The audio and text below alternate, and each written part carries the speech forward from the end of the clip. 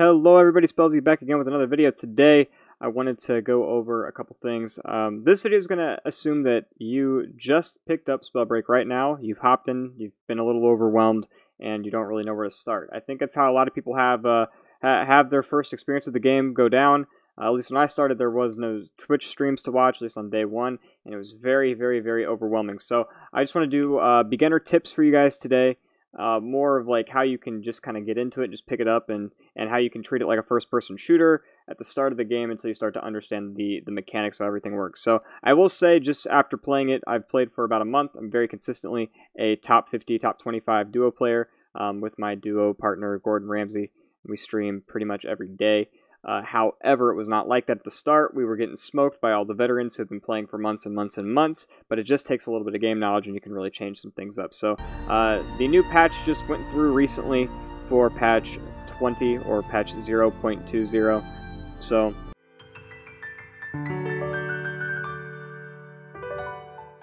let's say you just hopped in, go ahead to the bottom right corner, hit match, right next to match settings, hit practice, and hop on in. Practice is going to be pretty much the best way for you to learn this game. And now you're probably hopping in here and you're like, holy shit, what the fuck do I do? Which is fair, right?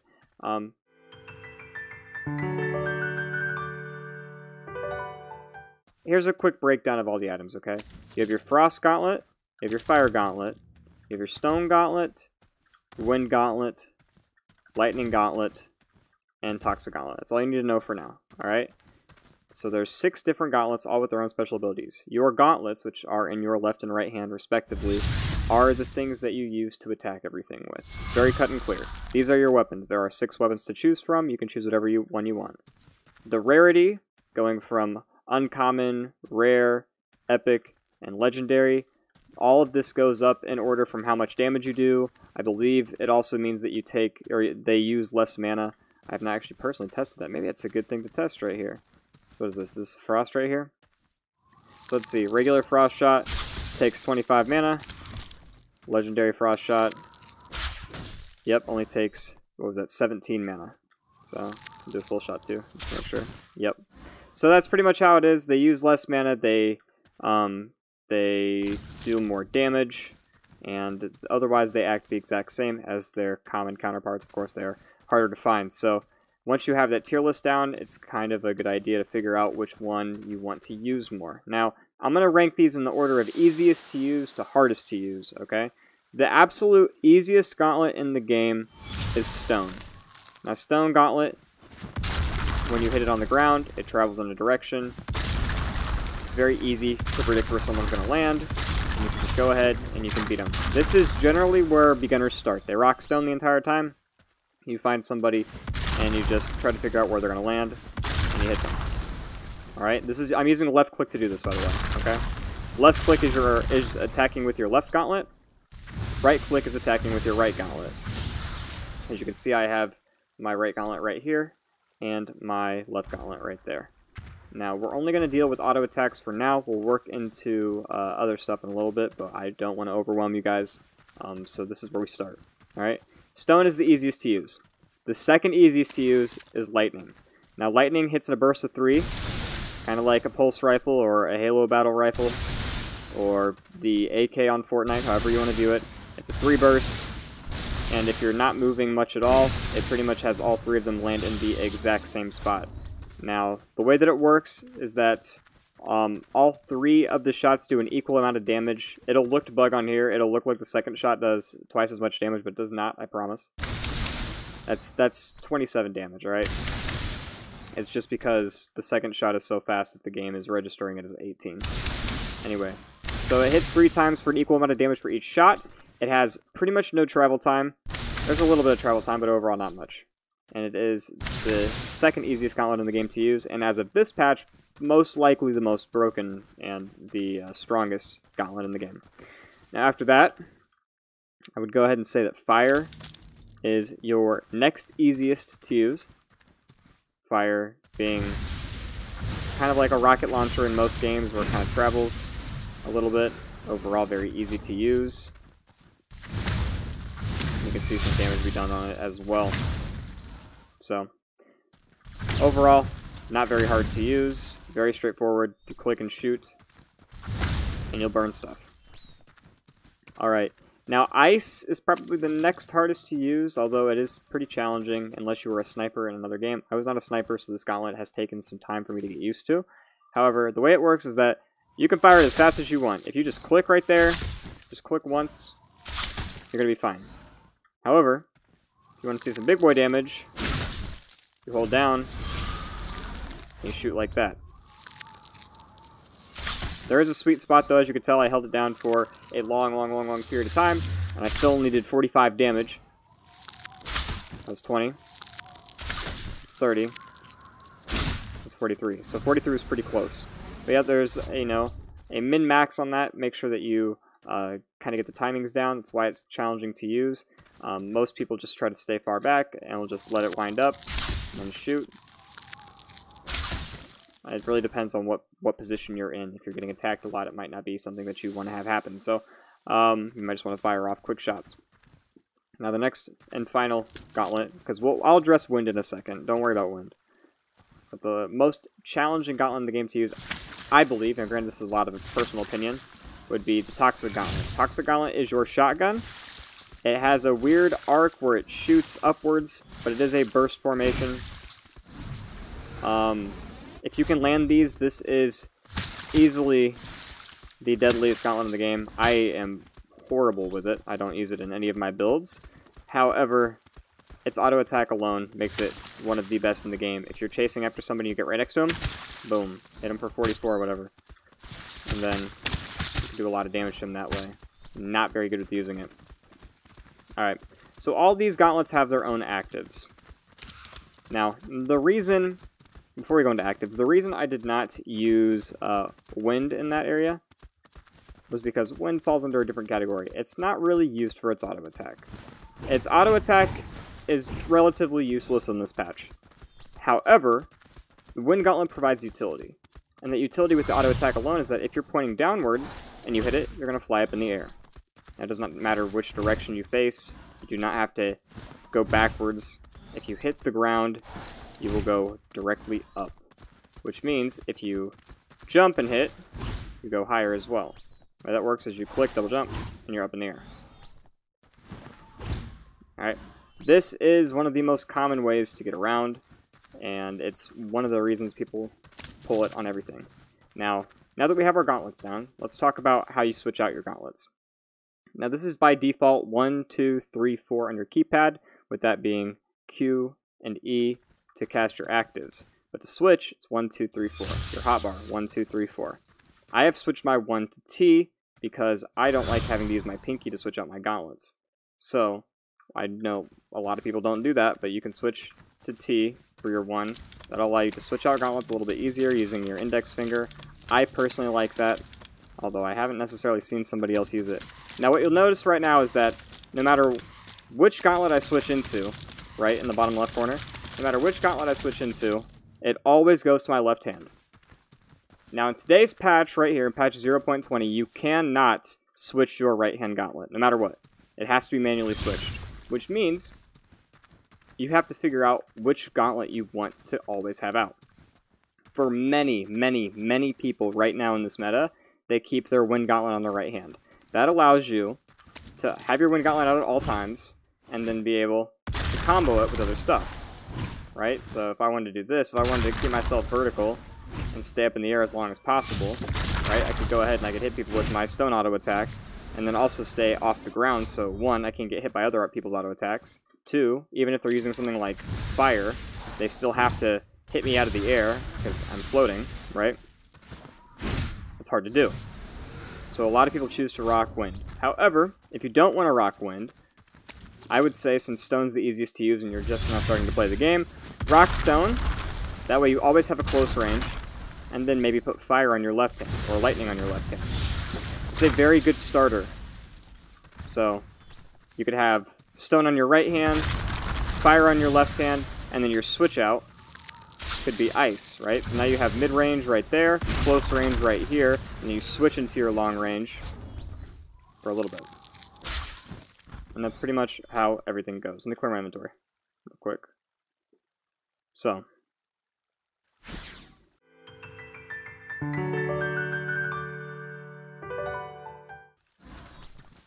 moving on. All of these gauntlets have their own active ability. Alright?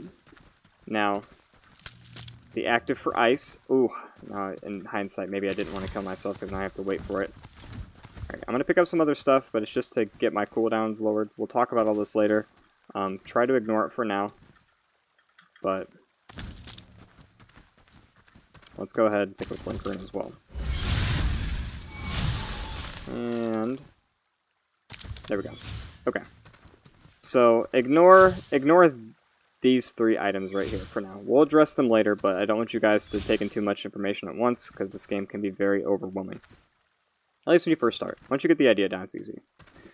Now, each ability has their own little special ability. This is your Q and this is your E on your keyboard by default, alright? So this is my auto attack, right?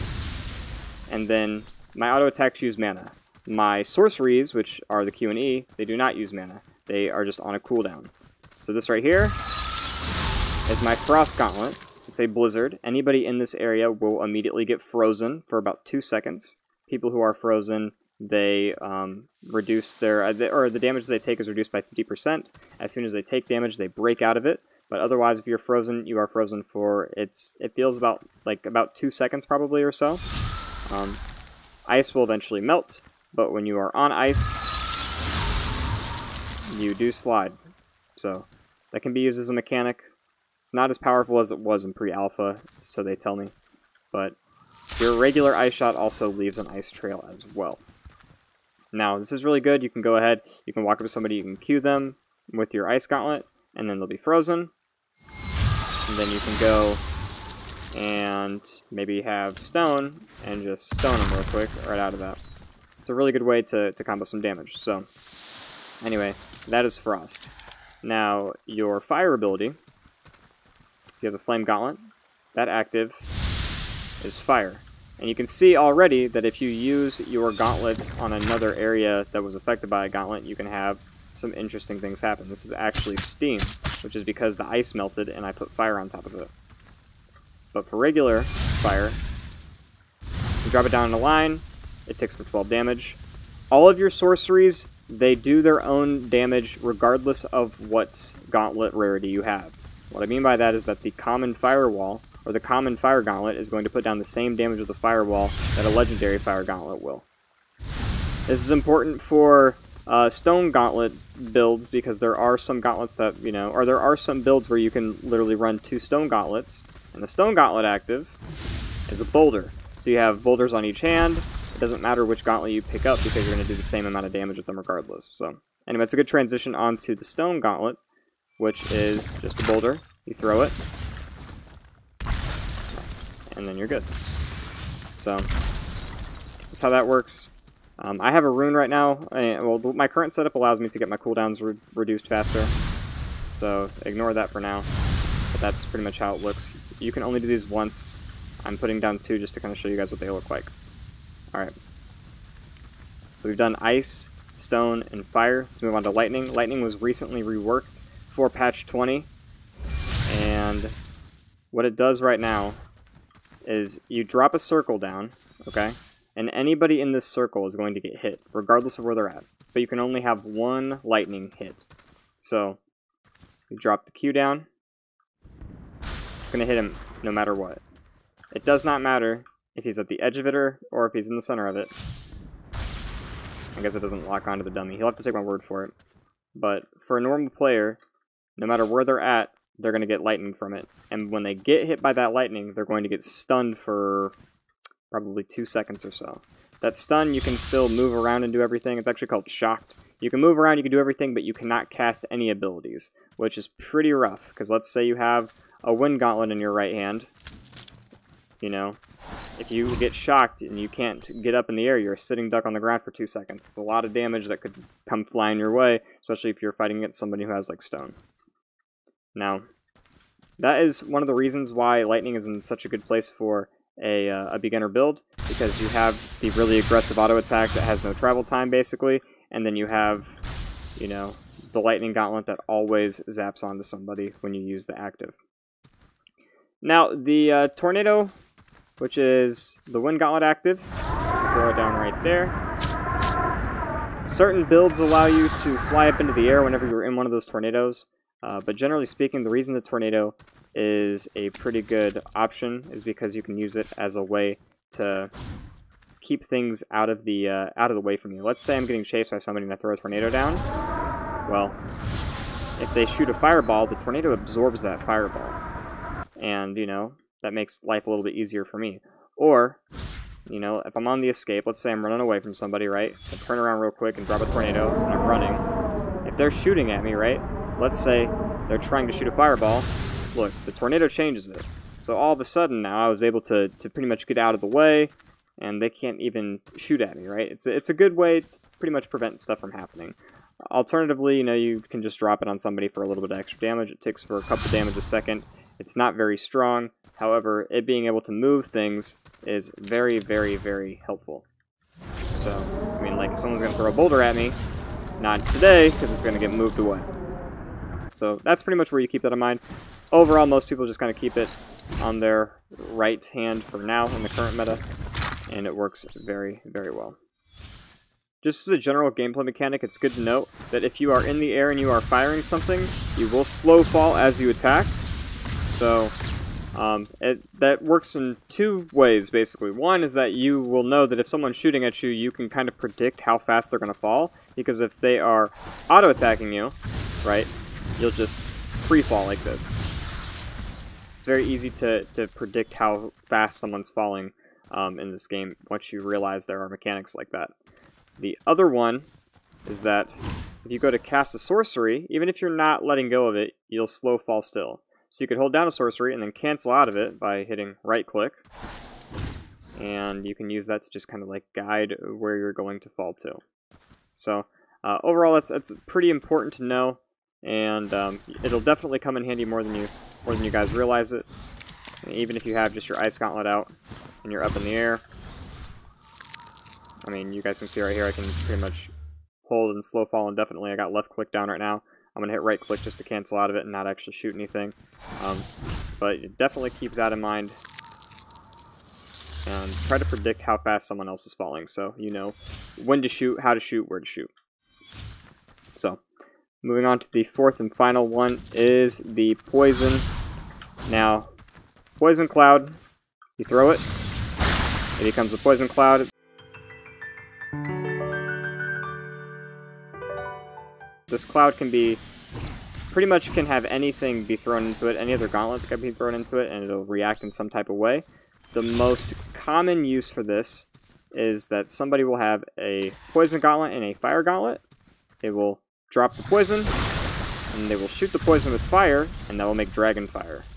Now this dragon fire lasts for a couple seconds and does 20 damage per game tick. You can do a lot of damage. I believe it caps around 100, 120 in its lifespan. But if you drop that on somebody, and very good players will make it look incredibly easy, because they'll do something like this, right? Where there will be up in the air, they'll throw it down, and boom, you're doing a lot of damage. So that was probably about 140 damage or so. But you can just do this from like literally any distance too. Boom. Now this is a good transition for me to move on and say that every single gauntlet reacts with another gauntlet in some way, shape, or form. So let's say I have stone and fire. If I lay a firewall down with my fire sorcery, and then stone, you can see my stone catches on fire. I mean, you know, it could hit somebody for fire damage. So it's one of those things where everything works just a little bit differently, and they all interact with each other. As you guys already saw, when I had the fire, or I'm sorry, when I had the tornado out and I shut it with fire, it became a fire tornado.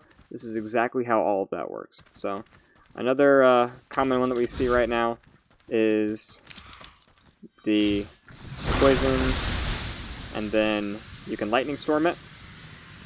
Now there's the shock thing I was talking about. As you can see, I was CC'd right there for 2 seconds, and I was unable to use anything. So, but you can still move. So everything reacts with everything. The most common interaction that you'll see, though, is the dragon fire, which is the poison fire. Everything else is not usually as common.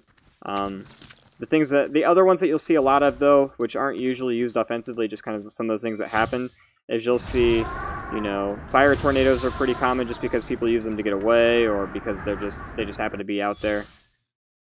Same thing with, you know, tornadoes that are on, you know, caught by lightning. And then your poison lightning clouds are pretty common as well. Everything else doesn't really interact that much. You may see the occasional, stone and fire be used. Some people are able to use those effectively, and they do that on purpose. However, most of the time it's usually just because someone has a fireball, and it works like that. Oh, you know what? I guess the other kind of common one, I can't even hit that. You can hit that. You can hit one of the stone gauntlets with fire, and it will catch on fire. So we do this. You actually hit it. You can tell I don't use that combo very often. But, I hit this time? I did. So yeah, it's on fire now. When it hits the ground, it'll burst into flames. Very similarly, if you throw one up, you can make the ice boulder as well. And that will pretty much freeze anything that it hits. So, there's a lot of things to keep in mind, and a lot of combinations. That's where it gets a little bit overwhelming as far as gauntlets go, but basically just use your basic attacks for now. Try to keep in mind what your actives use. Again, Q and E for your actives for the 2 gauntlets that you run.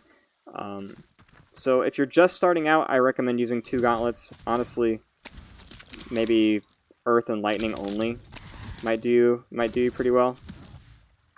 And if you are starting to get the hang of things, I recommend putting your wind on your right hand for now. You can always switch it up later when you find other things that work well for you. And then run maybe stone and lightning. And, you know, there you go. Now you have your ability to throw the Q, switch on out, and then switch to your toxic and just shoot, all while being able to be mobile, as a blink rune that we'll talk about in a second. But your mobility is very cool. And as you can see, you can bunny hop with the wind gauntlet to stay mobile, and everything will work out well. So, now the ice and the wind gauntlet have a couple unique interactions that I want to make sure we touch on. The first one being is that with ice, if you are standing on top of ice, even if it's your own ice, and it breaks for whatever reason, you will get frozen. Now, you cannot freeze yourself, but if I'm standing right here, and someone shoots ice, or I'm sorry, if someone shoots their wind gauntlet at me while I'm standing on the ice, if it breaks under my feet, I will be frozen for 2 seconds. So you want to watch out for that. There are multiple ways that you can break ice, including, but not limited to, using your wind gauntlet, or having stone, you know, shoot something. So just be careful. If you're on ice and it breaks, you will get frozen. It took me a minute to figure out like what exactly froze me. So I think it's a pretty good tip for newer players. Now, as far as wind gauntlet, your wind gauntlet can pretty much clear up just about anything. I mean, we have water right here. If you wind gauntlet it, it's going to disappear. So, you know, that's something that's, although you probably won't use that much, what you might end up finding that you'll use is, let's say, there is toxic somewhere, right, and you don't want to walk on top of it, you could clear it up. So, it's more commonly used with, like, the actual poison cloud itself, because you can get rid of everything like that. But, yeah, wind is, like I said earlier, it's just utility, basically. But, you know, it definitely is good to know. And the other really common one is when you have fire. So, if you have someone put fire right here, you know, you can get that out of here. So, and lastly, if there's a firewall down, you cannot ice shoot through it. So it will stop it. So if someone's ice shooting at you and you stand on the side of it, you know, they cannot hit you with that ice. It will not go through. So the person, whoever's shooting ice, has to stay, you know, away from you. And then, of course, fire on top of the ice, as we saw earlier, makes steam. Steam does hurt. So, and I don't think you can get rid of steam with air. Yeah, steam. You have to clear the water that's underneath it. So, just keep that in mind. That is those combinations, though.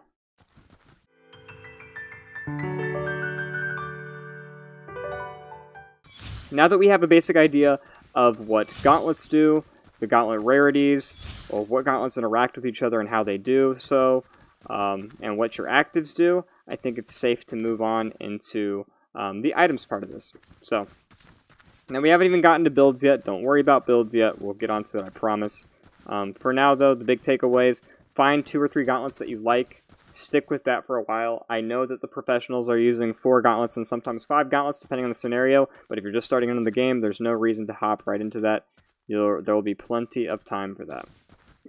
So, the TLDR for items is that if you're just now starting off, just pick up everything and put on whatever has the best color rarity on it. So, you know, if you have a green item and you see a blue one on the ground, just switch it out. And when you switch them out, just read the tooltip on them. That's how I learned it. So, you know, let's say I started off with the Student's Amulet. Actually, let me go ahead and get rid of some of this stuff. So, see ya later. So, let's say I just picked up a Student's Amulet, which is right there. I am going to get rid of my blink so it doesn't get in the way. If I picked up a Student's Amulet and I was walking around and I was looting chests and all of a sudden I saw one of Icy Refraction, right? I'd hover over it for a second. I'd pretty much automatically equip it, but then I'd look at it. Be like, okay, this makes Ice Lance, which is your ice auto attack. It makes it bounce 4 times, and I can charge it and move a little bit faster when I'm charging it. So then you ask yourself, okay, do I have an Ice Gauntlet this game? Am I going to be using it? Well, if you're not using it, then probably not worth it. So, but I mean, overall, it's a pretty good rule of thumb. You know, you pick up, you know, a mana amulet. That's probably going to be a little bit better than just increasing your spell damage by 5%. So yeah. For starters, just pick up the best stuff that you see and don't worry about it. Alright?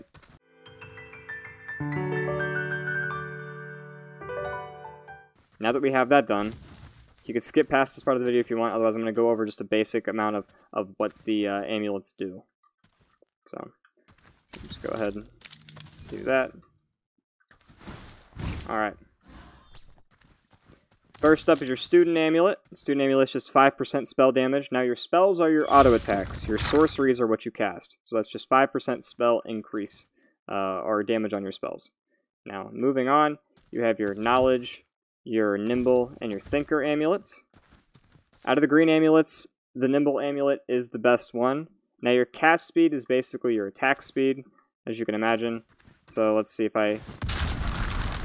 this is default attack speed. This is a 15% increase. So, although it doesn't look like it's all that much, it could be an extra auto attack here and there when you're in a fight, and it is just a green amulet. So, overall, everything else is pretty, you know, self-explanatory. This reduces your mana cost by 20%, whereas this one reduces your max mana by 25%. So, I'll have to keep in mind that you guys can't really see that because my camera's in the way. That's Pepe hands. But yeah, just to kind of like give a basic rundown of the bottom area right here, your light blue bar at the top is your mana. You start out with 100 mana. It does recharge pretty quickly. Your red is your health, obviously. It's base at 100, and then right above it, which will be a blue bar, that is your shield, which you can get up to 75 by default. There are items, usually belts, that will increase how much health you can have, and we'll get over to that in a second. So out of the green amulets, what I would say, the Nimble amulet is definitely the best one, just because it makes your auto attacks do more. Moving on to the blue amulets. Blue amulets, we have the Quickening amulets, the Amulet of the Mind, Amulet of the Vandal. So, now these ones aren't too bad. I like the Vandal amulet a lot. It just has 15% of your damage ignores target's armor, so if you were going to do a 100 damage shot, it's now going to split where 15 damage goes into just regular health, and, you know, 75 damage, or I'm sorry, yeah, 85 damage goes towards their shield originally. Since most people have shields, this is kind of cool, because you're able to kind of tick away at their health a little bit.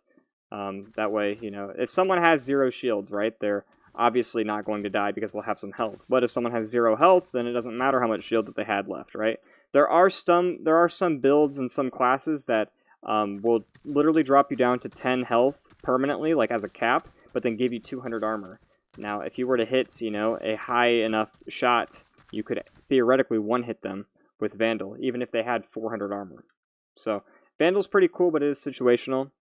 Otherwise, Quickening Amulet's very nice. It just decreases your sorcery cooldowns by 35%, which would be your Legendary Stone. You know, that makes my boulders I can now cast them 35% faster, which is very nice. You'll see that used a lot with people who have Dragonfire builds, so they can throw their Toxic Cloud a little bit more. Or, you know, you can see it where people have Boulder builds and they want to throw their Stone Boulder just a little bit more. Things like that is where you see it the most. And I guess now with Lightning being buffed, you'll probably see it being used with Lightning Sorcery as well. So, that's pretty much it for the blue ones. Moving on to the purple ones. A lot of these purple ones are situational, but we'll go over them anyway. Alright. We have Icy Refraction, Infected, Reactive, Crosswinds, and Conflag and Dexterous. So, we'll pick up Dexterous in a second. These are all basically Gauntlet based, right? Your Icy Refraction, you know, it makes your Ice auto attack bounce 4 times, and you also move 500% faster when you're charging it. Since you're so slow when you're charging, 500% is it sounds like a big number, but it's not. You just move a little bit quicker when you're trying to charge up your shot. Makes you a little bit less of a sitting duck. Infected Amulet. Size of your puddles from your Toxic Spray, or increases the size of it by 100%, and set your movement speed to 50% of normal. So if you have a Toxic Cloud, you could throw it right there. But you guys are probably starting to see why I say just pick up the best one that you can and move from there. Now your Reactive Amulet, this is a pretty nice little newbie-friendly one. If you take more than 30 damage in 2 seconds, it'll fire 2 arcs of lightning at nearby enemies. You're pretty much always going to be having someone hit you for more than 30 damage with an auto attack. I mean, your standard fire shot does like 40. Ice shots can do up to 100. I mean, you can really do some damage on that, which is nice. You know, let's say you're in a final circle and you're right next to somebody and they shoot you, and then, you know, you're shooting two lightning bolts at them. So it's nice to just kind of have. It's not too bad to pick up. I still think you'd probably want to choose something like Nimble Amulet over it, or Quickening Amulet, but it's not too bad. So, moving on to the Crosswinds Amulet, this is pretty much useless, but basically with your Wind Gauntlet, you shoot 3 instead of 1, but the Wind Gauntlet's so unnecessary to use anyways because it has such low damage. I guess you can kind of be a machine gun if you want, but it's pretty much only used for meme builds. You don't use it. Now, the Conflagration Amulet, this can be argued to be one of the best amulets in the game. What this allows you to do is if you have a Fire Gauntlet, when you hit something with your Fire Gauntlet, it explodes into 3 smaller shots. So, without it, this is what a Fire Gauntlet shot does, right? You have that happen. With the Conflag Amulet, let's go outside so it doesn't hit that ceiling. Or not. There we go. It shoots out 3 fireballs in a random direction. That really starts to add up. Let's say you were on top of somebody, right? I mean, even if you're missing your shots, like, you're still getting splash damage like crazy. So, and there's just a lot going on right there. It's very nice. So, a lot of people were running that. Last patch, fire was more meta than it is now. It's kind of taking a backseat now to lightning. But the Conflag Amulet for someone running a Fire Gauntlet is pretty much a must-take if you see it. The only other amulet that would be, you know, you'd pretty much want a Legendary Amulet aside from that. So, Conflag's very, very, very good. Now, the last one, Dexterous Amulet. This amulet can be argued to be the best amulet and the best pickup that you can get. If I can find it. There it is. Okay. So Dexterous Amulet used to be a blue amulet. It is now a purple amulet. It increases your cast speed by 30%. So, I mean, so you see how fast I'm firing right now. As opposed to this. Yeah, it's a pretty obvious amount. Firepower is everything. Being able to just be on top of somebody and just shoot them. I mean, the more attacks, the better, right? So Dexterous Amulet is a very, very, very good amulet, and you want to look out for it. Now, looking at your legendary amulets, moving on, you have Scribe, Behemoth, and Leech. All of these amulets are very, very, very good. All right. I like Leech a lot. I don't know if the pro consensus is that Leech is good, though. A lot of people argue that... Well, let's break it down first. Leech gives you 30% of your damage done as health. So if I do 100 damage, I'm going to get 30 health back. That's a decent amount of health. It does not work on the dummies, unfortunately. But that's how that works. I like it a lot because, I mean, I'm not perfect by any means. If I get into a fight and someone's hitting me, right, and I can manage to hit them back, well, you know, maybe I'm out of potions or whatever, I can get my health back. And in many of the top final, you know, final 2 situations that you're in, you might not have any potions left, so being able to regen a little bit of health is nice. So I think it's a good pickup, and I use it a lot. Now, Behemoth Amulet is, overall, it's just the best amulet in the game. If you see anything, usually, there are a couple exceptions, but if you see Behemoth in the name, it's like a must-pick. Now, this Behemoth Amulet reduces your mana cost by 15%, your cast speed by 20%, and increases your spell damage, which is your auto attacks, by 10%. Overall, it's like a superhuman amulet. If you see it, it's a massive buff to everything that you do. Make sure that you take it. Now, Scribe Amulet is after you use a rune, it refreshes your sorcery cooldowns. We'll move into runes in a second, but this is pretty cool because a rune like Blink that you use all the time that has a very short cooldown, what you can find is that, you know, if you are on cooldown, which I am right there, and you can see that buff's ticking down right there. But let's say I throw a stone, I blink, my stone's back up, cool. I wait, 2, 1, I can use it again. I can drop down a different boulder or a fire. So if I want to do something like this, there we go. And I can blink out, I can do it again. As you can see, I'm throwing fire boulders now.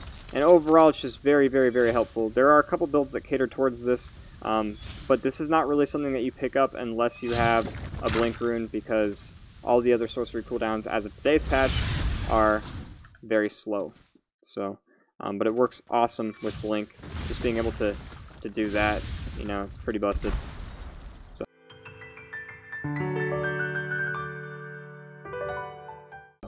Alright, let's move on into runes. That's pretty much how... Well, it's going to be a long video, isn't it, guys? That is how that works. All those amulets right there. Alright, so, your runes. Runes took a big change this last patch. A lot of them getting buffed. We'll start with invisibility, though.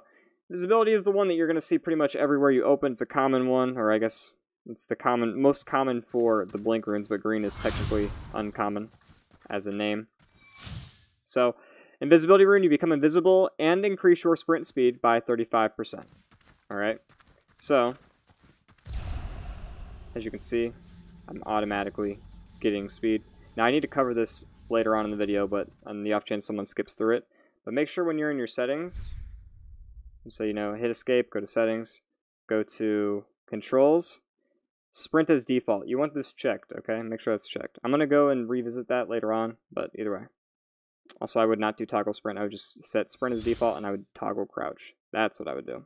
So, but we'll talk about that later. We're doing runes right now. So, anyway, invis, super nice. Gives you invisibility, which you obviously are not purple to everybody else, but invis is very busted right now. It's very hard to see people. That's new with this patch. So, I would take it. It's in a pretty hard to beat spot. So. Your other uncommon one is Featherfall. Featherfall is, although it's uncommon, Featherfall is very nice to use as a rune. It allows you to jump up in the air. Here. It allows you to fly up in the air. You could fall at normal speed, or you can hold down spacebar and fall at half speed. So, this is, you'll see a lot of people use it early on in the game, because you can hack yourself up, do this, you hold down spacebar, you're in the air forever. Now I can throw boulders, do whatever I want. And many people will use like the ice gauntlet so they can snipe people from the sky while doing this. But this, with a nice little air gauntlet, you can definitely get some height and pretty much get access to any point in the game that you want. So, that's overall pretty cool. I like Featherfall a lot. Moving on. We have Chrono, Flight, and Teleport. Now, Chronomaster is probably the best, so let's save that one for last. Flight is one of the easiest ones to explain, however. And I'm going to pick up a Behemoth Amulet so I can hopefully have this not take so long. But the way Flight works is that basically you can fly in the air like Superman for 5 seconds. However, if you take damage, you're going to get knocked out of it. Or if you collide with something, you're going to get knocked out of it as well. But overall, it's pretty commonly used in like escape situations. Let's say you're in the middle of a fight right here, and you're low, and you're very low, like you're maybe 1 or 2 hits from dying. You have flight, you just fly away, and this, I mean, literally, like, you can move as much as you want. Hopefully I didn't make any of you dizzy, but like, you can use it and go left, right, zigzag like crazy, so that way no one can snipe you out of the air. But overall, that's pretty much how it goes. So that's flight. Teleport's next. Teleport's very self-explanatory. You point in a direction, you hit... I didn't explain this, but if you want to use your rune, you hit R. R for rune. Who would have thought? But teleport, you go ahead, you wait for the cooldown. But teleport, very self-explanatory. Not too hard to understand. It does have a decently long range. It just recently got buffed this patch. But yeah, you point somewhere, you hit R, and you'll teleport to it. So, pretty common. Now, Chronomaster is a little bit different. Chronomaster, you rewind time for 4 seconds. All my League of Legends friends, it's basically Echo Alt. You go ahead, you use that, and you will go back in time 4 seconds. Now, let's read the tooltip. You go back in time for 4 seconds and instantly return to your previous location, but your health and armor will return to their previous values over 4 seconds if interrupted. So, overall, it takes 4 seconds for you to go ahead and get your armor back. So, what a lot of people will do is they'll want to be in a spot where they know no one saw them last, right? So let's say I was right here, right? But I hop over the wall, I'm fighting somebody, I'm in a bad situation, I blink over, alright, I'm sorry, I chrono back over, and now I'm on this side of the wall. And any health that I may have taken from that fight is going to be regened. It does work with shields as well. So overall, very strong rune. This rune is probably, no, this rune is top 3, possibly top 2 of the runes that you can actually get in the game.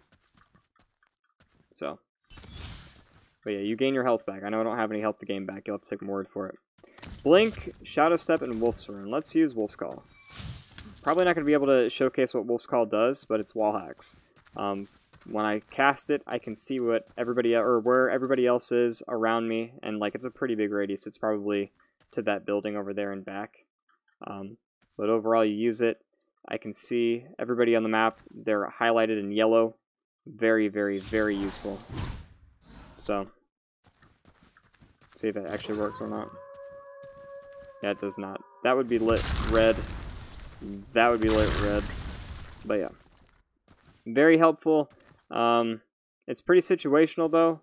It's one of those runes where, like, you might take it over, like, an invis just because you want to see where people are, but you need a gap closer, you know, like teleport. Teleport's alright because you can hop around. I would say teleport's probably the 4th most strong rune in the game, with Featherfall being 5th, Chrono being 2nd, and then we have these two right here. Shadow Step is the 3rd best rune in the game, my personal opinion, and Blink, as you guys have already seen from me using it a little bit, is the absolute best rune in the game.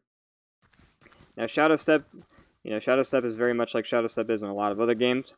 If you use it, you go invisible and you are immediately teleported a short distance away.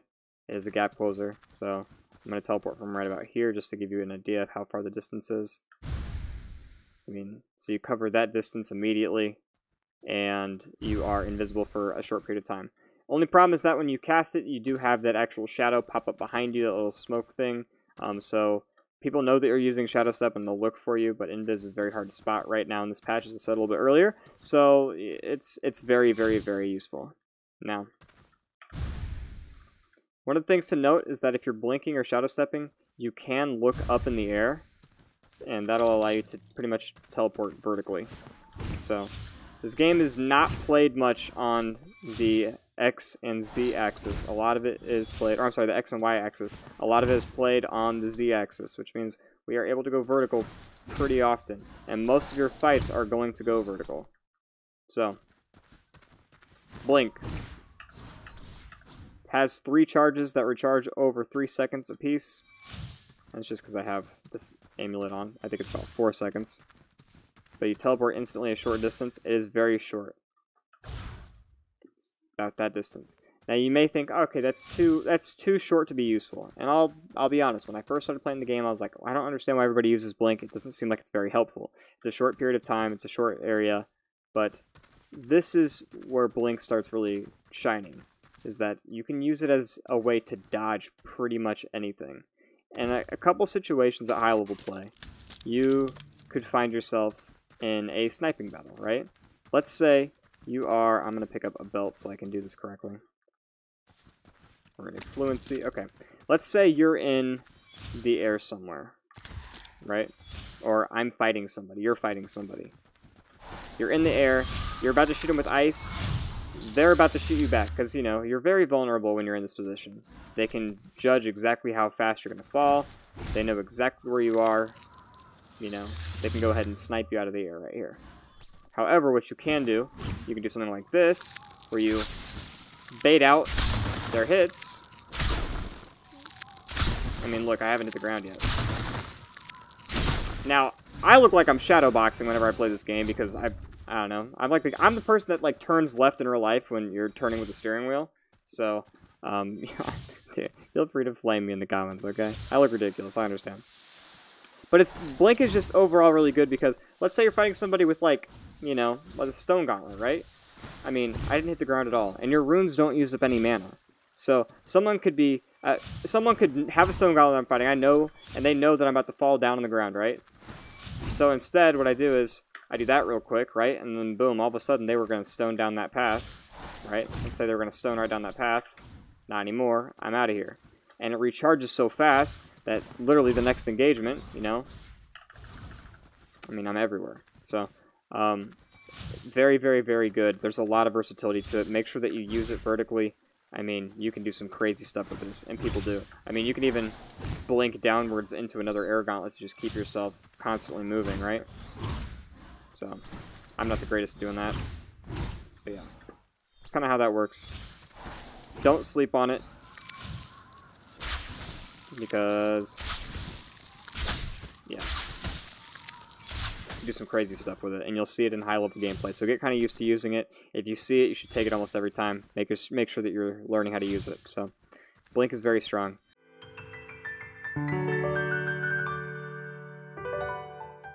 Let's move on into boots. Boots are...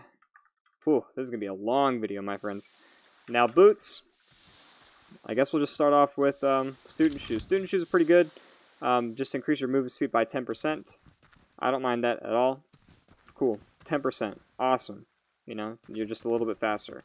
I take student shoes pretty much.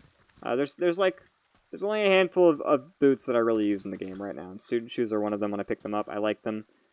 I think they're better than something like, you know, spike boots or something. So, now, a lot of these boots did get a makeover for this patch. So, let's go ahead and let's pick up spike boots. And, oh, I guess, yeah. Picked up spike boots and rubber boots. Now, let's drop this, I don't need that.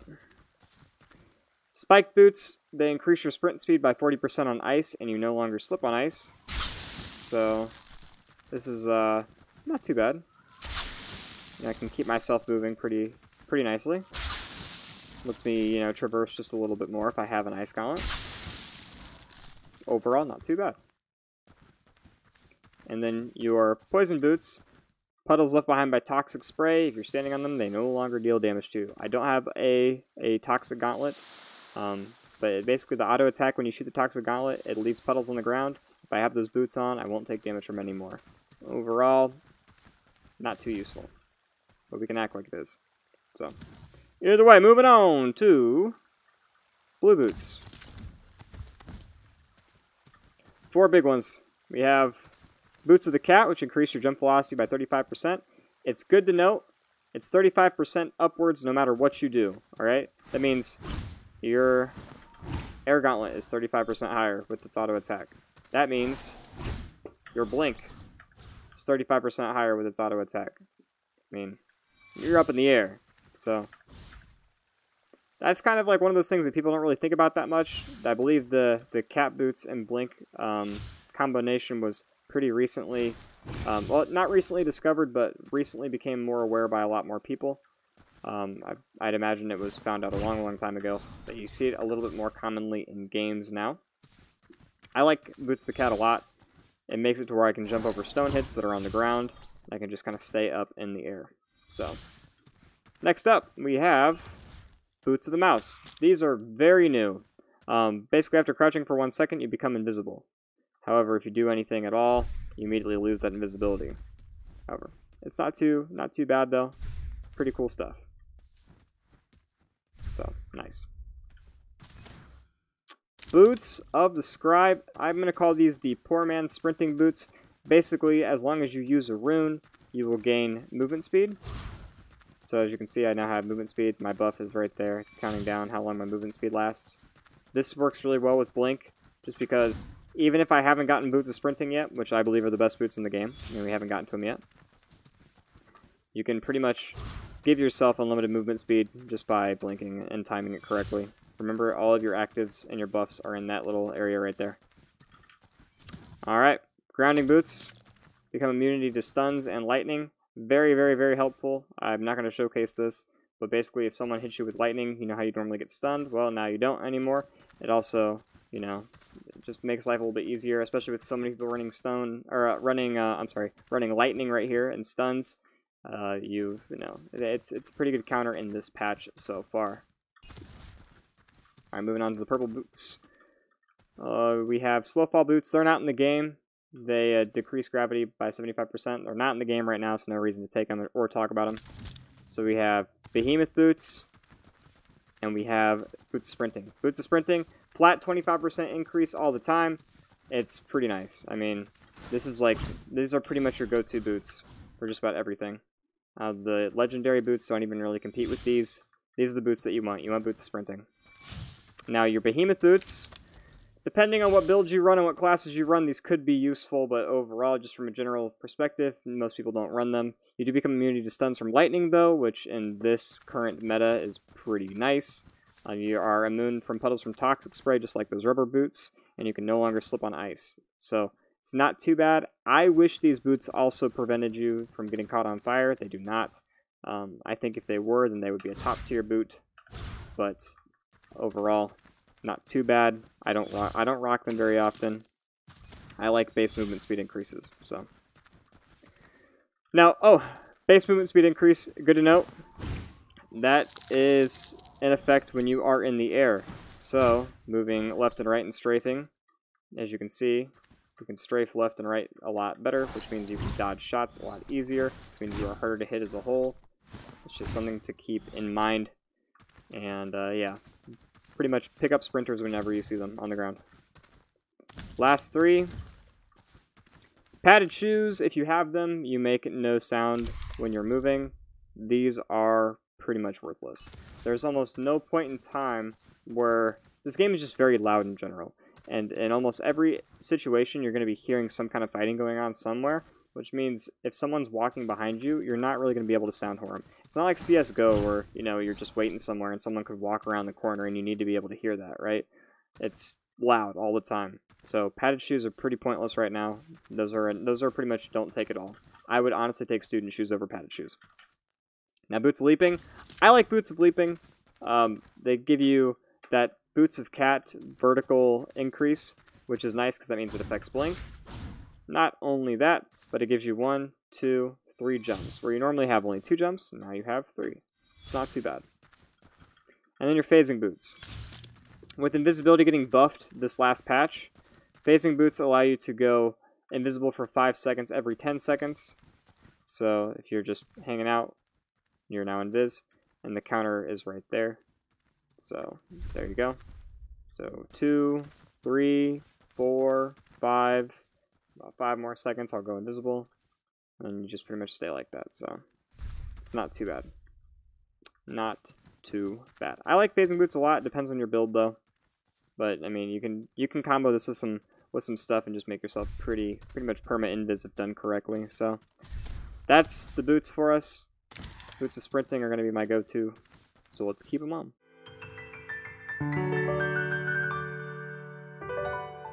Alright, moving on to belts. This is the final item. Now, student belt is just a damage reducer by 5% right here. Pretty nice, pretty general. Alright. Your green belts, you have Armored Belts, Belt of Runic Speed, I believe. Yep, and Belt of Constitution. Your Belt of Constitution increases your max health by 25%, or by 25 flat. It's pretty explanatory. If you have it on, you're going to end up having 25 more health. Honestly, I don't take that belt at all.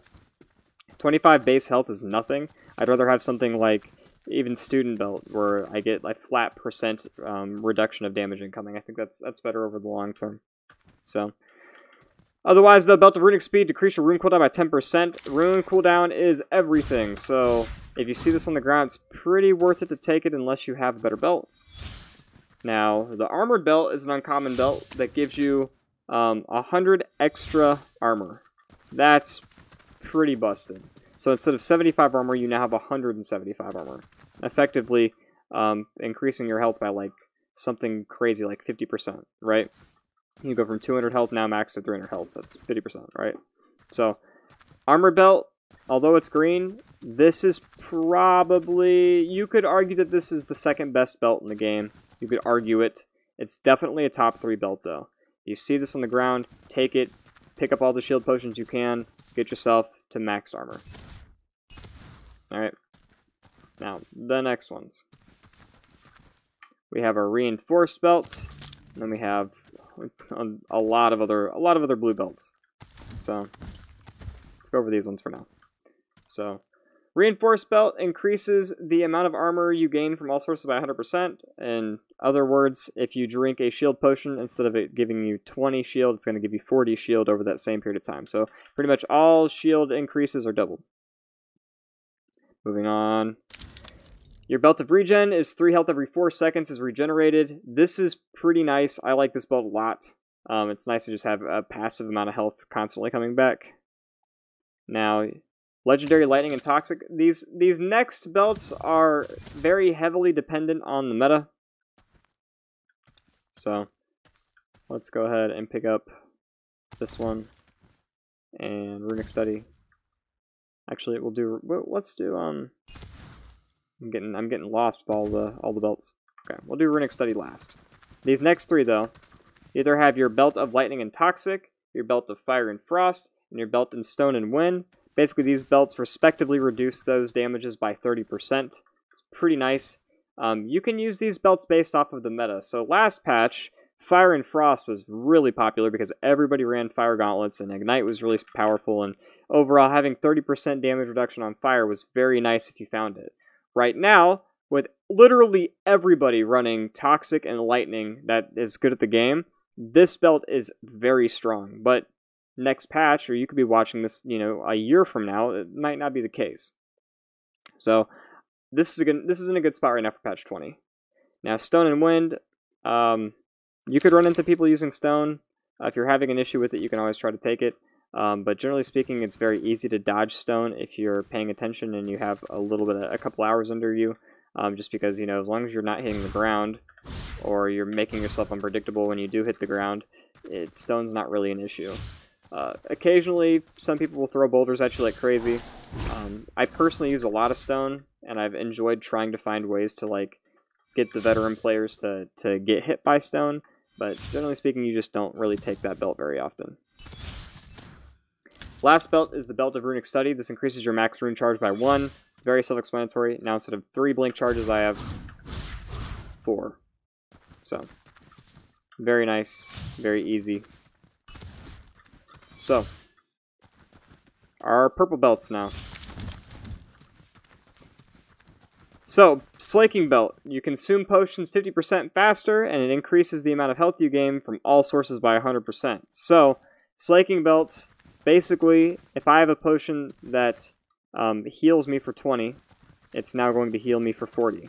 So right here, these small health potions, after drinking for 3 seconds, heals you for 20 over 10 seconds. That's now going to heal me for 40 over 10 seconds as it doubles. And I can drink it twice as fast. I love the Slaking Belt. I think the Slaking Belt's one of the best belts in the game. However, it is good to note that although you do drink your shield potions twice as fast, you do not gain shield twice as fast. You only gain health twice as fast. So, for this belt, you can run bigger potions pretty easily. There are little potions and big potions. But you could get like a big potion like this, because on a normal case-by-case basis where it would take 6 seconds to drink this, now it only takes 3 seconds to drink it. It's the same cost, or it's the same amount of time it takes to use a small potion for a normal person without this belt. But not only that, you're healing for twice as much as its intended amount. That 3 seconds right there is going to give me 100 health over 10 seconds, which is pretty nice. So you can always pre-pot up for fights as well, although you know, you only have 10 seconds to fight, so you better be like in a fight right then. Alright, slaking is nice. I love slaking. Belt of the Scribe. After using a rune, you reduce all damage done to you by 95% for 1 second. Basically, this belt really, to my knowledge, I could be wrong, and feel free to tell me in the comments if you're a seasoned player, it only really affects you when you're using Blink. And it only happens, you know, once every 5 seconds.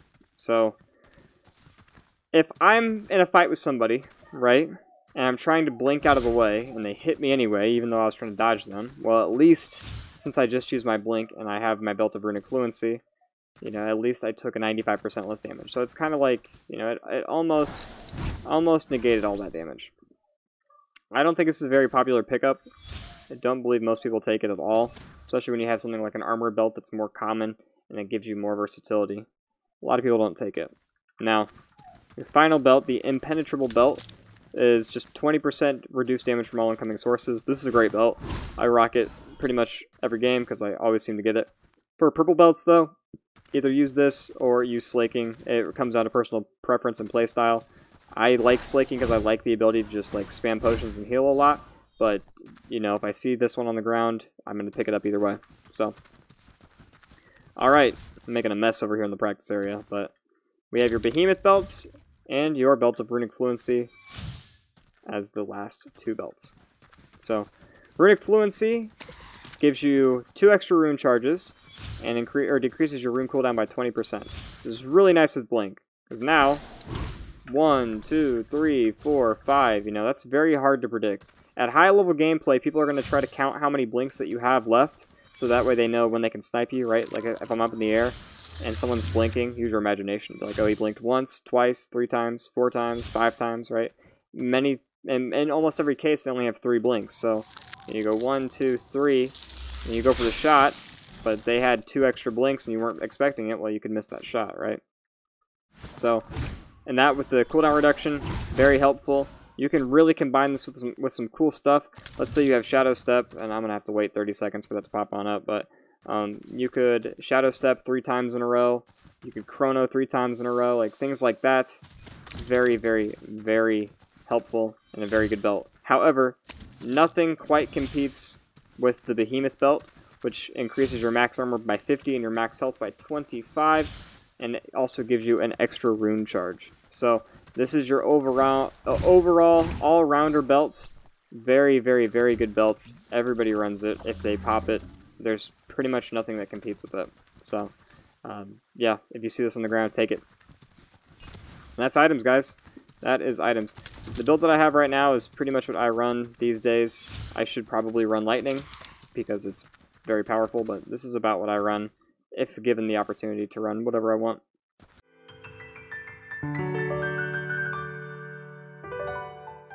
Alright, so we have auto attacks, we have sorceries, we have runes, we have items. This is the basic idea. So the TLDR for it was, there's 6 gauntlets, use the 3 that are easiest for you. The sorceries are with Q and with E. You know, throw those when they're up, they do not take mana. For items, pretty much take things that are better in color, because overall, they are usually better. There are some exceptions, as we saw when going over every item, but as far as like you just getting into game, just pick up whatever item you can and make it work. Don't worry about it too much. Be more concerned about having your shots land on people. That's going to be more important than what items you have when you're first starting out, you know? Try to get a feel for how the gauntlets work before worrying about whether or not you should be running Boots of the Scribe versus, you know, Boots of Leaping, right? You want to understand more of... That takes a little bit more game understanding as a whole, and right now you just kind of want to get the basics of, you know, focus on killing somebody first.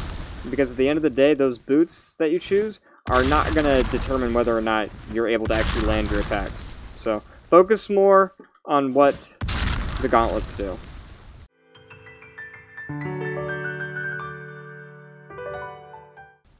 Okay, we're going to dive into class system, okay? Honest to God, I could make a full video on classes right now. Like a full video. I'm going to do my best to explain what everything does, and then we'll move from there, okay? I'm going to show you what everything does, which things that are important in each class, from at least what I've seen in the last month, and then give you a good couple classes to start with, okay? Here we go, get ready. Okay. Bulwark.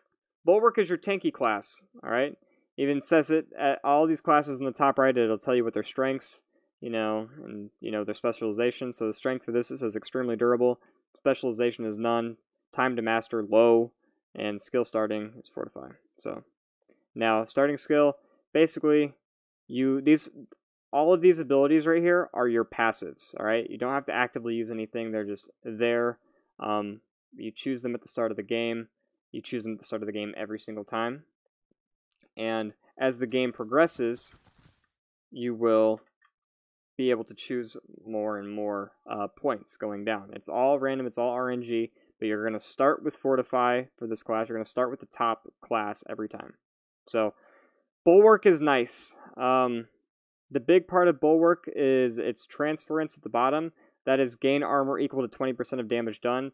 It's kind of like the Leech Amulet, right? Except when you hit, you now are getting armor back. Now, that works really well with Fortify, because if you have any armor, you regenerate 5 armor over 10 seconds, right?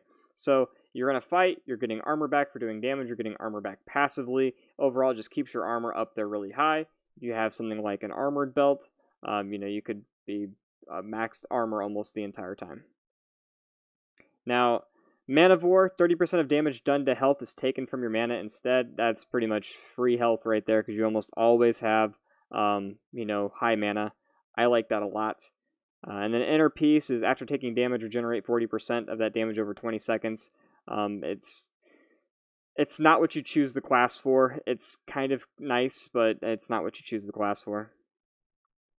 Alright, Conduit. Conduit is, in this patch, probably the strongest class in the entire game.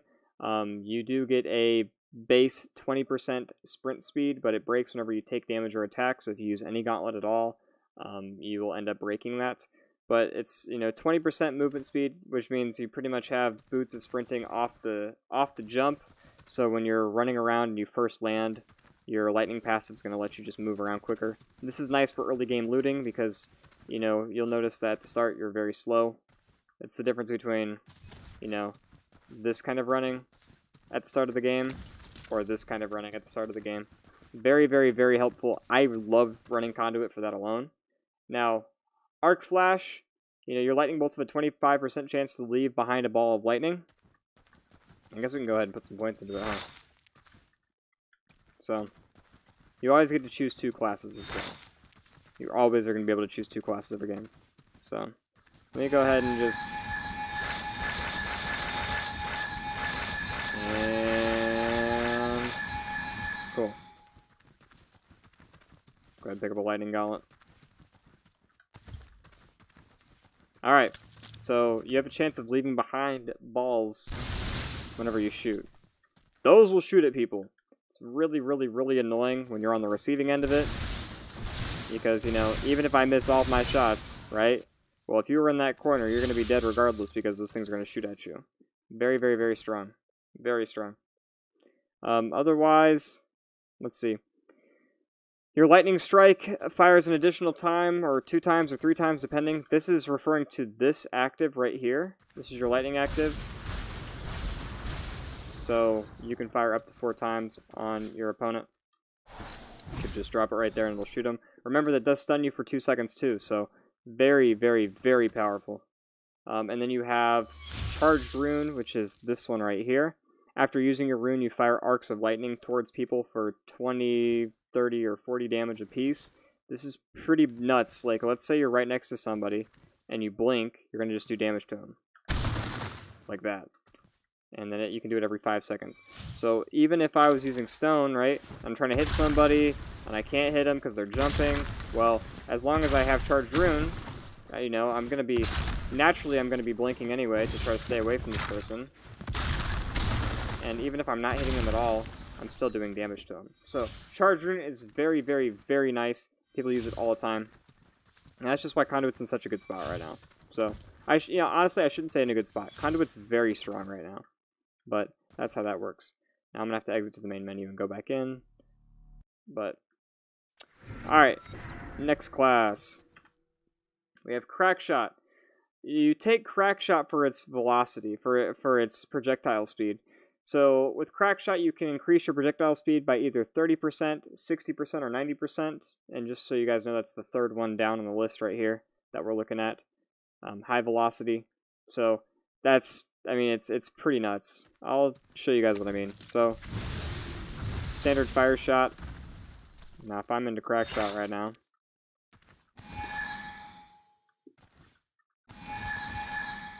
It's going to make me put points into both classes. Okay. So let's say... I got that point right there. So this is what 30% increase looks like. You can already start to see what it looks like. This is 60%. And that's 90%. I mean, you're pretty much shooting lasers at people. It works for Frost Gauntlet as well. So, I mean, it's pretty hard to dodge. There isn't really a good counter to somebody with 90% projectile speed. If you have it and you can land your shots, you're doing a lot of damage. So, I like it a lot. It's the main reason why people run Crackshot. Other honorable mentions are the 30% of damage ignores target's total armor. If you're going against someone who has like an armor-based build or has an armor belt, that can be pretty nice because you're still going to be chunking them a little bit.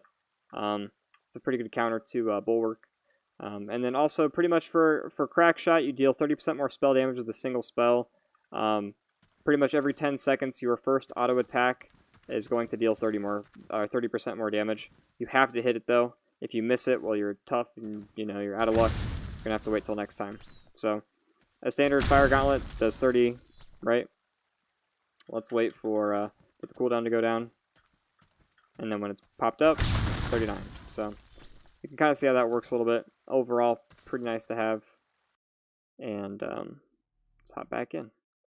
So, next up we have Frostborn. Yeah, for this I'm just going to go ahead and give you honorable mentions and what you want out of these classes.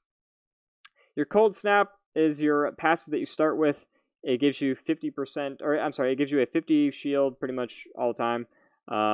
But it'll pop up and then it'll shatter after you take any damage. So if someone does 1 damage, well then they could have done up to 50 and you would have, shielded it regardless. It's pretty nice.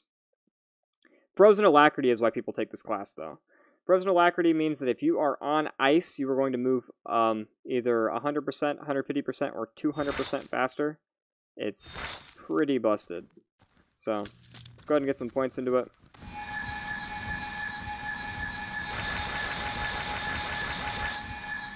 Okay.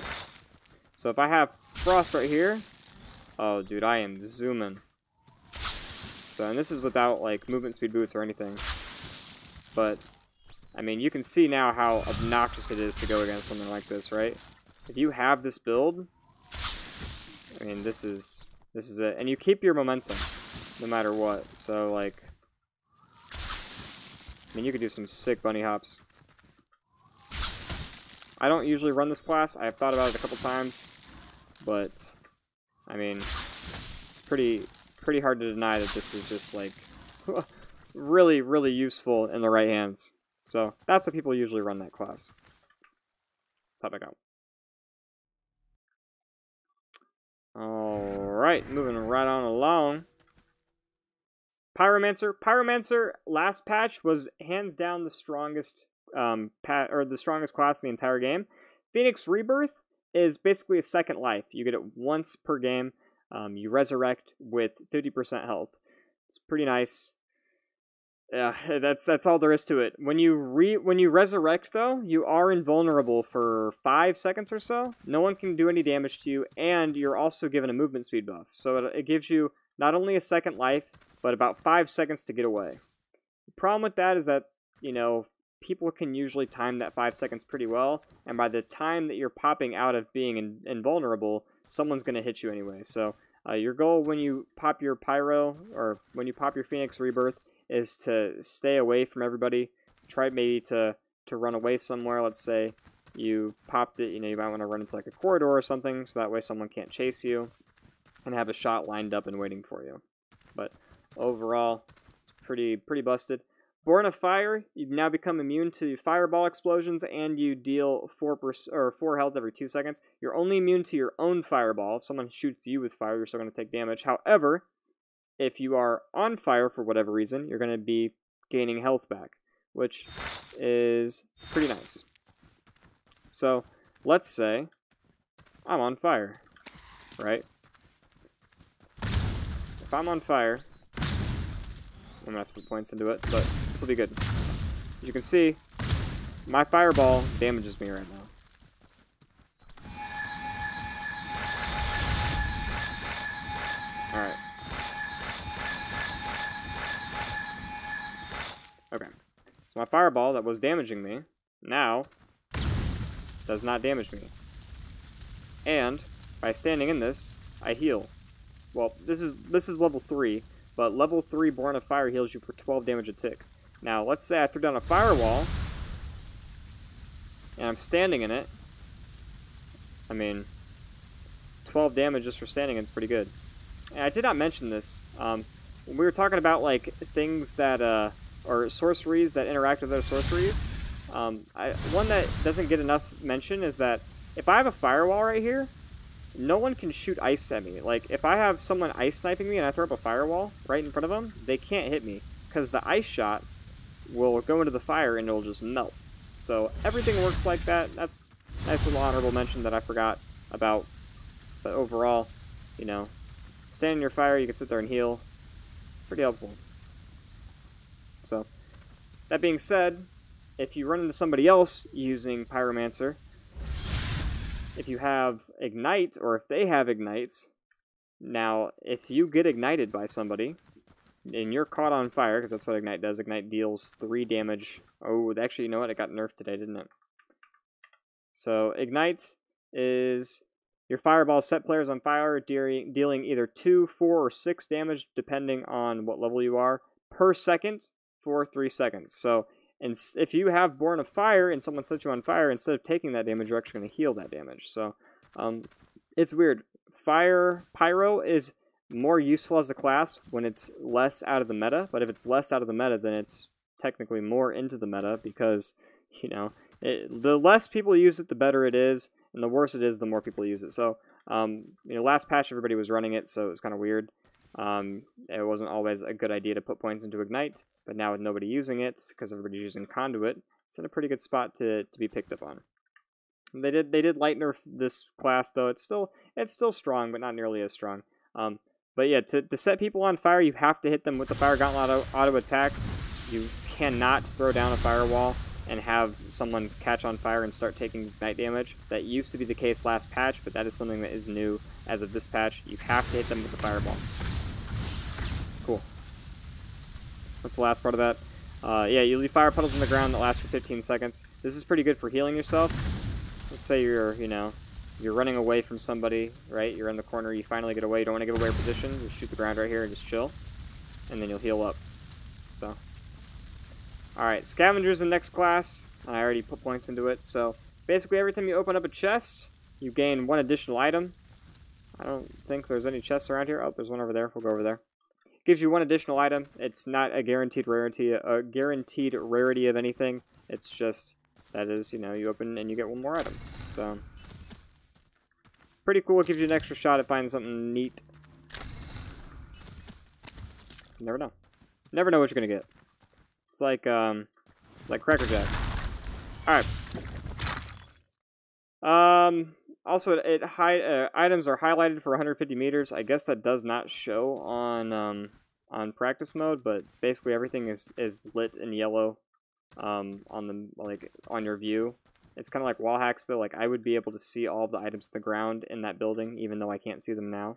That's what that skill point does in game. Also, it gives Scavenger used to be really good. This took a little bit of a nerf. The red icon down here, this skill, When your inventory and equipment slots are full, you decrease your rune cooldown by 15%, decreases your cast time by 15%, and reduces all damage done to you by 15%. So pretty much you get a flat either 5, 10, or 15% damage reduction, cooldown reduction, cast speed, all that good stuff. And it's very, very, very strong. It used to be a lot stronger. And since you're already getting more items anyway, it's very easy to keep your inventory full. So it was pretty much you had it at all times. Now the last part is picking up a new potion gives you 2 extras of that type, and you consume potions 25% faster. So if I see one potion on the ground, as you can see, these are all just individual potions. If I pick it up, I automatically get more. That's pretty busted. So, and not only that, instead of having it take 3 seconds, now it takes like 2.2 seconds. So overall, very nice to use. This used to be the class to run back in patch, I believe it was patch 17? Patch 17, this was really busted. So, not bad at all. Let's go ahead and hop on out. We'll do the last few classes.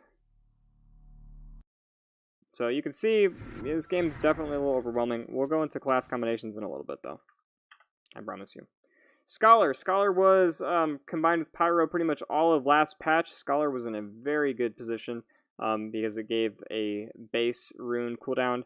However, they reduced this now. It was at 30%. Now it's only at 20%, but that is your passive at all times. It's not too bad. Careful Study. Targets you hit are outlined for 5 seconds. This is pretty nice. This means if I go ahead and do any damage to anybody, they're going to be blue on my screen, and I can see them through walls and everything for 5 seconds. This does go up to 7 seconds. It's pretty nice. I really liked running it when it was meta last patch. It was a lot of fun.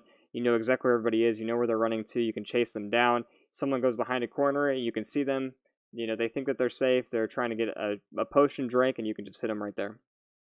Runic Inspiration is a team ability. After using a rune, it decreases you and your nearby target's rune cooldown, nearby teammates for rune cooldown by 30% for 5 seconds.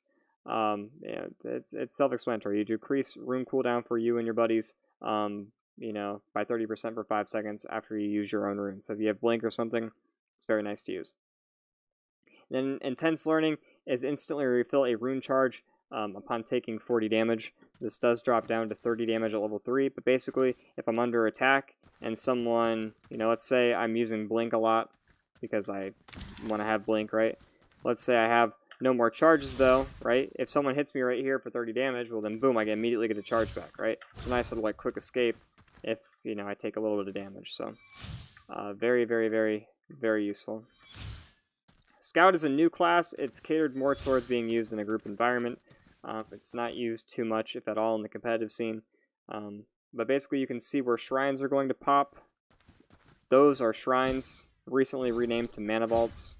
But you can see on your minimap, those little yellow things, those are shrines right there, right? You can see on your map in white which ones are going to spawn. Granted, I can't show that right now, but it'll show me where they will pop next time they spawn. So it's pretty cool if you have one person on your team that has those, because skill points can make or break a game. Overall, it's strong, but it's not strong enough to warrant to be used. Alright, Invigorate. Every 3 seconds, increase you and your teammates' sprint speed by 15% for 4 seconds. I mean, that's pretty much it. You know, every 3 seconds you guys get you guys get VTech kicking in for all my car people. So, yeah, that's pretty much it. Shot Caller, you decrease your spell damage, which is your auto attack, by 30%, but it increases damage done to everything across the board by 15%. So, you take a 30% damage reduction on your autos to do 15% damage more in everything. That is your abilities, that's your teammates' abilities, that's everything, because it affects your squad.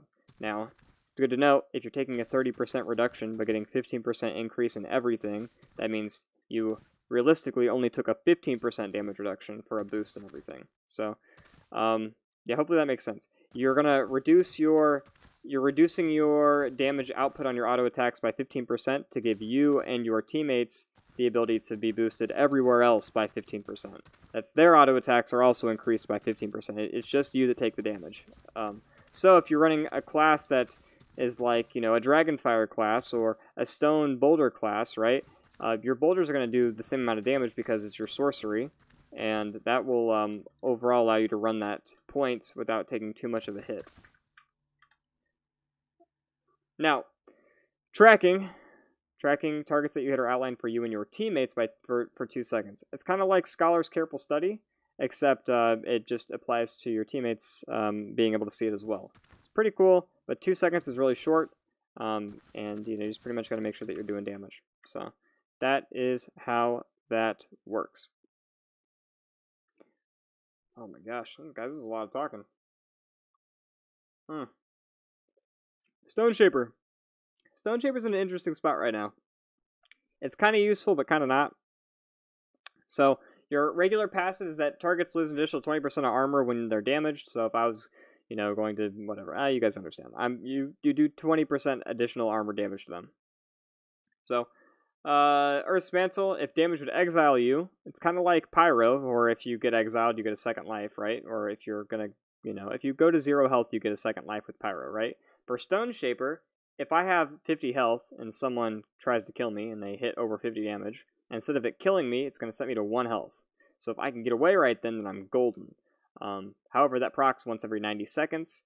Some team fights can go on for pretty long. You can see, 60 or 60-second fights are really common. You can see 5-minute fights every now and again, so this could pop pretty frequently. But yeah, you get pretty much you get a second chance to live. You only have 1 health though, so literally a tornado would kill you, but it's pretty nice.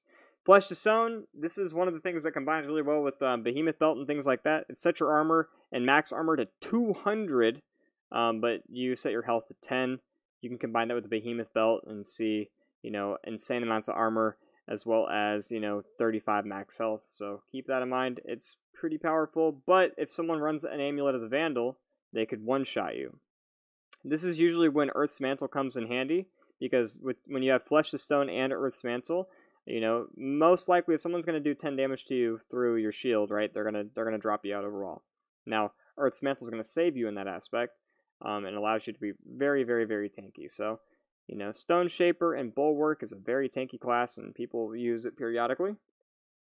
But your Rock Slide's your stone auto attack. It increases the length of that by 15%, and also makes it bounce off of things. So normal stone auto attack, if I were to hit this wall, it would just go right into the wall and nothing would happen.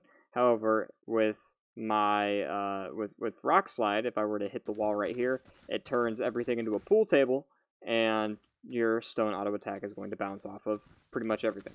So pretty cool for corridors. You can really make some noise in there, and that was a recent update with this patch for Rock Slide getting or acting the way it does now. Tempest is interesting. Tempest is a very good class, but it is a high skill gap class, I would say. So let's go ahead and let's put some points into Tempest, so I can explain some things.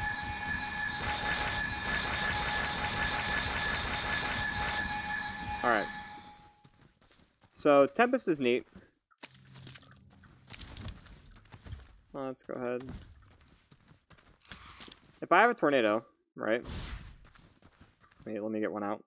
Give me 15 seconds. All right, I'll explain some stuff. So become immune to all tornadoes and launch yourself skyward when entering them. So if I have a tornado and I walk into the middle of it, it's going to launch me directly up into the air. It's pretty cool.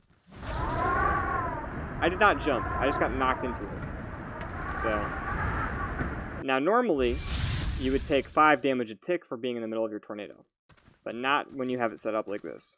However, you can use other people's tornadoes too, and like we talked about earlier, how everybody runs a wind gauntlet, tornadoes are pretty common. So even if you have a tornado that's on fire, it doesn't matter. You will not take any damage. While everybody else is going to be taking a significant amount of damage, you will not. So now, move on to the next one. Some of these are kind of hard to explain, but I'll do my best. Next point, gain 30 mana and max mana every second while in the air. 3 seconds after touching the ground, max mana resets to normal. This took me, several weeks to figure out what exactly this meant, alright? Now, it says gain 30 mana and max mana every second while in the air. So if I'm in the air, right? If I'm in the air, look at my mana. 130, 160, 190. When I hit the ground, as soon as I hit the ground, oh no. He has to go see his people, my friends. Whoa, he actually had animations. He had falling animations. That's crazy. But yeah, okay, so you saw that my mana went up like 90 from being in the air, right? And then when you hit the ground, you have 3 seconds before it resets to normal. So when you're in the air, you're constantly gaining 30 mana a second. Most situations, you can't use 30 mana a second. So essentially, you have unlimited mana for up until you hit the ground, 3 seconds after you hit the ground. So if you were to do something like this, look at my mana. Look at the light blue bar. So it caps out.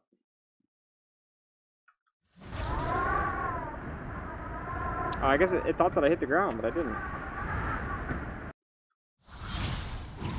Either way. So yeah, that's how that works. You can get 300 mana, and then you're on the ground, and then you have 3 seconds to use it all. So like, it's pretty hard to use all that mana. Pretty useful. Basically just lets you pretty much spam anything. If you wanted to, you'd throw something down like this. You'd be up in the air. And then you could just free fall. I mean, you're gaining mana non-stop. So, as soon as you touch anything, though, it's going to reset back to normal. Alright. The next one is every spell in the air increase your spell damage by 10% up to a max of 50%. After touching the ground, all stacks are lost. You're going to have to look in this area right here when I do this stuff. You see those little sword thingies? That's what you're looking for. See how I'm at 5 right now? The next... see, you have to keep yourself bunny hopping a little bit. But this is pretty neat. Now I will show you why. A normalized shot... I did 72 damage right there, right? Okay. I did 40... Oh, I did 41 because I wasn't charged up all the way. But, okay, I got 3 charges on it right now. I did 95 damage. So, basically, you know, when you're up in the air, you can get up to 5 stacks of this. But you go ahead and essentially you do more damage the more times you cast things in the air. Let's say you're using a fire gauntlet, right? I'm up in the air. 45, 49, 54, 59. I mean, that's pretty powerful. So, 54, 59, 65, 72 is where it maxes out. So, where you will see this is that people will get crazy amounts of cast speed, so they can just spam this stuff, right? Let's say they have. Let's go ahead and pick up our dexterous amulet. You could see somebody in the air with ice, right? And you'll see somebody throw down the tornado, get themselves up to max, and then yeah. Or you'll see them do. Haha, I can't believe I missed that, boys. And do 115 just like that. So.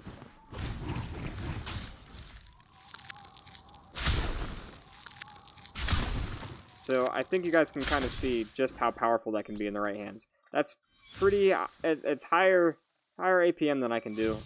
I don't really run it, but I think it's going to be one of those things when you're looking back at like, so back in Fortnite, right?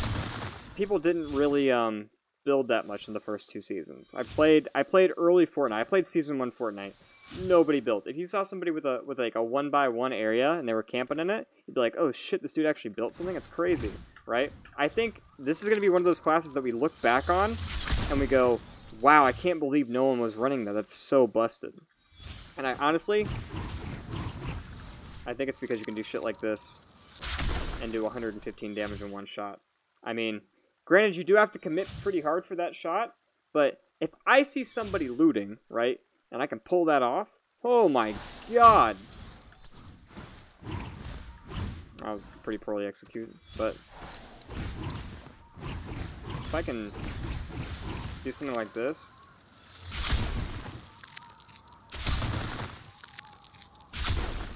I mean, dude, I did like 400 damage in a matter of seconds. Granted, it's a target that's obviously not moving, right? But if I was good and I hit, even somebody twice doing that bullshit, right? Like, that's all their health, right? You cap out at about 300 health in pretty much every way, shape, or form. Maybe 350. I mean, you could do... Anyway. Enough of that. That's a lot of damage, okay? Alright, anyway. Moving on. Sorry, my nose itches today. I don't know why. I think it has something to do with the mic. The closer I get to the mic, the more my nose itches. Alright, and finally, after being in the air for 1 second, your sorceries cool down 200% faster when in the air. So basically, if I am in the air, my sorceries will cool down a lot faster. Let me show you some good memes with this, okay? This is where you get the double boulder. The boulder angel, as people would call it, right? You get something like Featherfall, alright? You get something like Featherfall, and like Boots of the Cat, and, yeah, sure. Probably get, Behemoth Belt, and let's go ahead and rock, a Quickening Amulet. Or a Behemoth Amulet, why not? Cool. I'm just kidding. We want Quickening. Quickening Amulets. So this is the reduce your sorcery cooldowns build, essentially. Alright. Now, let's say I am in the air, right? Okay. Look at how fast my boulders recharge.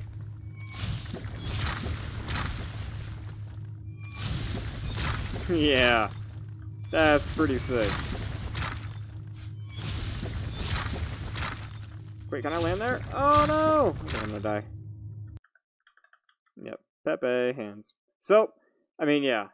That's how you get some crazy stuff, but overall having your sorcerers cool down faster in the air, it's pretty much the only time you'll use that is with the double boulder build like that, but it is pretty funny, it is pretty cheesy, and it's overall a very low skill cap build. So, I'm gonna make a video just on builds in general.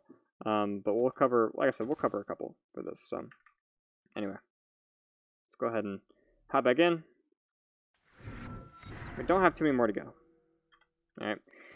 Toxicologist and Zealot. So, I've honestly never used either of these two classes, but I can say from watching, Toxicologist in this patch is super duper busted because there is an ability that whenever you're in a toxic cloud, you go invisible. Invisibility is in a really strong spot right now. So, anyway, Toxicologist and Zealot basically is just that the point for that is that whenever you kill somebody, you have a chance of them dropping a skill point. That can spiral out of control in your favor very easily, especially if you're someone who kills a lot of people in game. But don't worry, don't take Zealot until you have a good feel for the game. But anyway, let's go over Toxicologist first. Your Toxic Cloud bounces 1 time and leaves behind an extra cloud. So you guys saw how we had the poison active. Poison's over here. You know how we had the poison active where it threw a big poison cloud? Well, this pretty much just lets it bounce 1 extra time if you have a point into it. Get some points.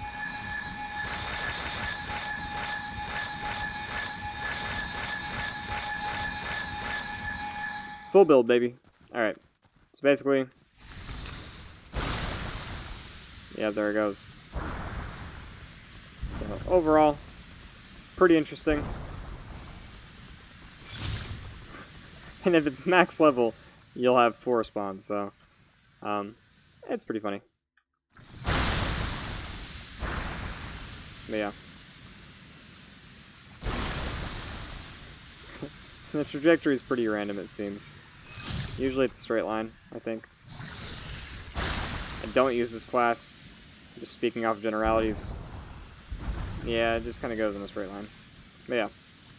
Overall, that's not bad with this class because targets take an additional 40% damage from your attacks over the next 10 seconds. They also have no armor. But the other big part of this is that you become immune to all toxic clouds and become invisible and increase your sprint speed for 9 seconds when entering one. So basically, if I have a gauntlet, right, I'm auto-invis, auto-move speed. So if I use one of these gauntlets on like my right hand where it's always going to be on me no matter what, right? I can pretty much stay perma-invis pretty hard. Or, for whatever reason, that went in the right area, like I just hop back into here. And boom, another 9 seconds. So you will just have to watch your buffs down here. So yeah, just like that. But yeah, it's in a pretty good spot. You can pretty much guarantee yourself with certain builds. You can guarantee like pretty much full invisibility. Right now, something that's just now a breaking new build, right?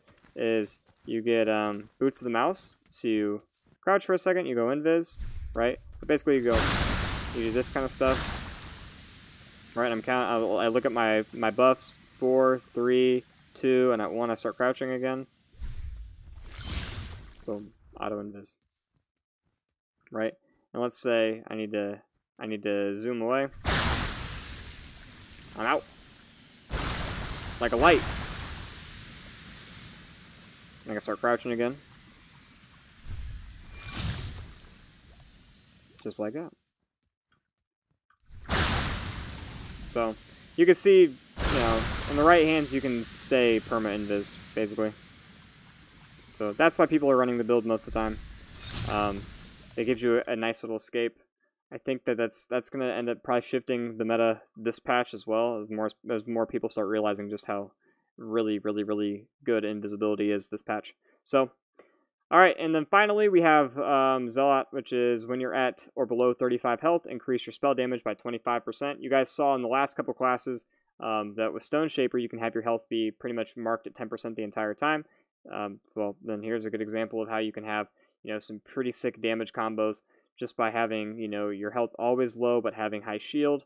You know, you increase your spell damage by 25% and your sprint speed by 20%. So basically you're really fast, your auto attacks do a lot more damage, but you are risking your health down to be less than 35%, so you have to be careful. But that's the base passive. Then you also gain, or every 3 seconds you gain 7 armor but lose 4 health. It stops at max armor or 5 or less health. So if you are, you know, 10 health already to begin with, right, going down to 5 health isn't really going to do much for you. You know, it's the same. It's basically the same stuff. But pretty much this is the class that you'd run if you don't think you're going to get hit by much. You can get one shot, but if you have points into Stone Shaper, right, where you have, you know, 300 armor, and then you also have the ability to have that 1 extra life, and you only go down to 1 health. Like this is pretty good. So, and then you have, you know, if you take more than 40 damage to health in 2 seconds, reduce all damage done by 70%. You don't really see that used very often because, well, you're usually less than 40 health regardless. So, then upon exiling an enemy, they have a 100% chance of dropping a skill point. This is like, I believe it's probably 33%, 66%, and then 100%. But yeah, basically, at earlier levels, you have a chance of them dropping an extra skill point, and then at higher levels, you have a 100% guarantee of getting that skill point. So I want to double check and make sure. No, okay, so it's 80% chance to drop a skill point, 90% chance, and then 100%. That's pretty good. So, but that's all the classes, guys. Whew! This video, I did not think it was actually going to be this long. Are you guys overwhelmed yet? Cool. Okay.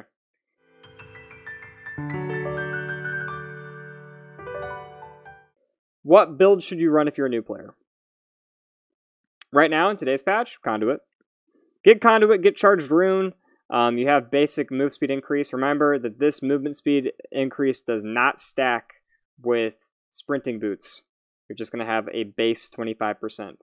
So, same with your, this is anything that would give you more than 25 or 20% sprint speed. This does not affect to it. So, Lightning Fast as a passive is really just for the start of the game for the most part, but I like it. Keeps you moving. So, but Charged Rune is very helpful. Fire and Arc of Lightning, you guys saw how that worked when we were doing the showcase of it. It's really helpful, especially if you're learning the game and you're not hitting very many shots. Well, at least if you're blinking next to them, you'll do damage regardless, right? And then Lightning Rod, we saw how that works, where if you drop a lightning or a lightning active on somebody, you're gonna, you know, hit them 1, 2, or 3 additional times, depending on what happens. So, and with Lightning Gauntlet being very easy to use because you just point and shoot, That combined with the very broken active, I mean, it's pretty hard to love, or hard not to love. Conduit is in a great spot. Granted, it's March 16th, 2019, so who knows what'll happen in the future. Yep, I would say new players probably want to run Pyro out of everything. Pyromancer gives you an additional life. That's pretty helpful when learning how to do stuff. Probably want to either run Conduit Pyro or Conduit Bulwark. Bulwark with that extra shield is very nice. It gives you a little bit more time to you know, live a little bit longer and fight a little bit more. Crackshot's pretty helpful too because you can get your increased velocity for your movement speed. That's very, very nice. But these four are probably the ones that you want to use the most. These are the easiest ones to pick up and use. Stay with these four. Do some combination of these four. Use Pyro at the start for a while. And then maybe experiment with a couple other builds, right? But any combination of these four is going to be what you want to start with. So, yeah, do that. Honestly, I think when I started, I was using Bulwark Crackshot a lot, and then I moved into using Pyro a little bit, but I never used a Fire Gauntlet, so I didn't want to use Pyro all that often, even though the Phoenix Rebirth is pretty helpful regardless. I later on moved into Conduit, which is what I run now, and me personally, I used to run Conduit Scholar when Scholar was super buffed, and now I'm not using that anymore. I'm using Conduit Crackshot right now because I like the increased projectile speed, so... Conduit Crackshot's in a really good spot. I like using it, and I would recommend you guys try it out as well. But Bulwark is really, really strong with all of its extra shields. Gives you a little bit extra health for not much more. So that's pretty much it, guys.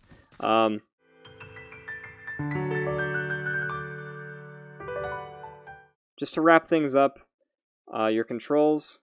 So you can hit your controls by hitting Escape. Go to Settings, Controls in the middle.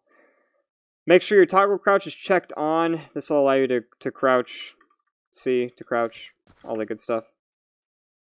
And make sure you set your sprint as default. This is very helpful. So, I play on low sensitivity. I like being able to really move around a lot. Honestly, my sensitivity is up a little bit higher than I'd like it right now. I think I might drop it down to 5%, or just to 5. We'll see. Overall, though, it's not too bad. I have no idea what that does. Okay. Show gameplay tips. I'm going to take those off. You could probably want to keep those on. I'll tell you when to shield up and stuff when you have it. I play on default controls except for my skills. These are usually F2 and F1. I change them to my mouse buttons. I'm using just a SteelSeries Rival 300. So I have 2 extra mouse buttons on the left for my thumb right here. I think that's easier to use. But, I mean, a lot of people just have their sorceries on their mouse buttons too. So if you have a gaming mouse, just get those off of F1 and F2 because that's a real weird reach when you're in the middle of a battle and you want to level up your points. Your hotkey, this is by default 1, 2, 3, 4. Remember, you can switch out your left gauntlet at any time. You just have to have it mapped to be a convenient key. A lot of people will keep this default 1, 2, 3, 4. I switched to T for my gauntlet switch or my inventory switch. I think it's a lot better. Other than that, everything else is the same. Just make sure that you have it to where you have run. Your default is on sprint and your crouch is on toggle.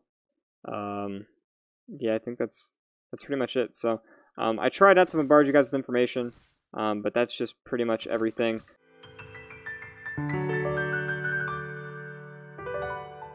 One final little send off that I have is if you want to practice your shots, go to solo, go to North America, fill, no fill, doesn't matter because you're in solo, right? And just hop on in to a match.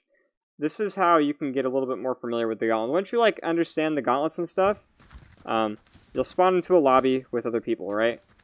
If it's really popping, you won't be able to do this, but if it's, if you got a little bit of a timer, why don't you run on over here, pick up some stuff that you would commonly use. Like for me, I'm going to pick up the Belt of Runic Fluency. I'm going to pick up the Boots of Sprinting. Alright. And I'm going to pick up a Dexterous Amulet. And a Blink Rune. And then I want to get better with my ice shots right now. So I'm going to, because I just recently picked up ice. Alright. So get your loadout right. Like this. And then as people spawn in, work on your aim. So this is what I do. you know? And just do stuff like this, right? And then you can either drop into a better, like, you can either drop into a place when a game starts, or, you know, no harm, no foul in backing out, and then just hopping back into queue again and doing it all over again. This will give you a little bit more familiarity with what everything does without having to wait until getting in game to fight people. But this is what I recommend, alright? If you really want to learn how to pick up the game and play as quickly as possible, don't land and play for wins, because what will end up happening is you'll get 1 or 2 fights a game, and, you know, there's nothing worse than playing for 10 minutes and then getting into one fight and then losing that one fight immediately. That will tilt literally anybody. So, do this instead. You guys can see my eye shots definitely need some work. I'm working on it, though. We're working on it. But yeah, just do this. And... whew! I need to practice. I'll be practicing after this video's over. And just, you know, practice your shots, man. Doesn't matter if they're stationary or not.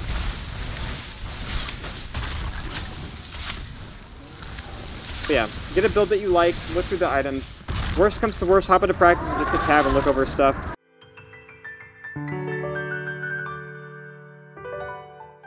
Run one of these 4 classes. I'm gonna run these 2. And then, you know what? I'll have to pull up the map for a second. We'll do one final little thing. Because I need to explain how the drop system works, I guess. I didn't really key into that. Alright, here we go. So I'm running these 2. Alright. So these little triangle things, this is where you can drop from. These are drop points, okay? The yellow things are shrines. Those are where big key items spawn, extra skill points spawn, and things like that. They have to be activated and redeemed. When the portal's finally open, you just click on one of these spots and you can drop into it. So, if you are a new player, I recommend dropping where the most places are and just fighting everybody over and over and over again. Just let yourself die, just get better with the game. Those little white things, those are the shrines that we were talking about. You can see people are dropping like crazy. So, I would normally... you want to drop as soon as possible. Obviously, you don't want to wait it out. But, there you go. There are 3 different types of chests. You have a item chest, a gauntlet chest, and a rune chest. They all look a little bit differently. One's a square, one's a triangle, one's not. I'm probably going to die early on because I landed late and all that good stuff. But hey, it's okay because we're making a video today. But yeah, do something like this. Alright, I don't even play solos very often, so this is the... oh, I just got... that's a wolf call. He's right there. But, yeah, hop on in, play a couple games, drop in active spots. That's pretty much it. I guess I could... oh! Whoa. Dude has an air gauntlet. Oh my gosh. Oh, we knocked him into Pyro. That's what Pyromancy looks like, by the way. I'm really bad. Ah! Oh my god, I can't see him. Oh! I'm gonna get outplayed by somebody with wind.